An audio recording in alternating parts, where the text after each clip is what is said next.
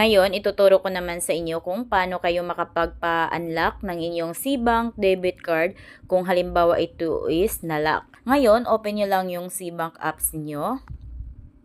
Ayan, nakapag-login na tayo. So, kung nakalock na yung SeaBank apps ninyo, hindi nyo na yan ma-unlock dito sa cards ninyo. Kung kaya, ang gagawin ninyo dito sa pinakababa sa right side, sa Me, click nyo yan. Under dito sa Me, makikita nyo dito yung Chat with SeaBank. Click nyo yan. Then dito, makikita nyo lahat ng mapagpipilian. Kung kaya swipe nyo pa left side. Sa pinakadulo, makikita nyo yung Chat with Agent. Click nyo yan. Ayan. Then dito sa Chat with Agent, andito na yung mga inquiry na pwede ninyong pagpipilian. So, dahil ang concerns natin is yung pagka-lock ng ating debit card, so ito yung pipiliin natin, debit card inquiry. Then dito sa mapagpipilian, wala dyan yung concerns natin, kung kaya click natin tong chat with us. Then piliin lang natin dito yung debit card.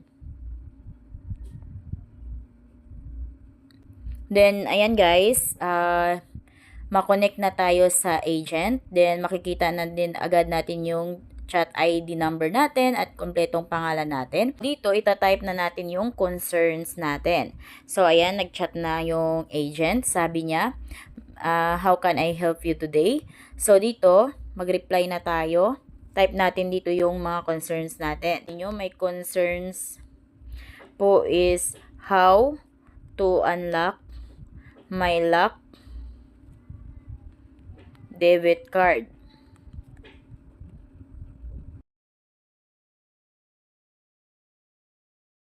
So, ito yung notification ni SeaBank sa akin guys, sa aking SeaBank apps nung nalock yung card ko. So, nakalagay ganyan.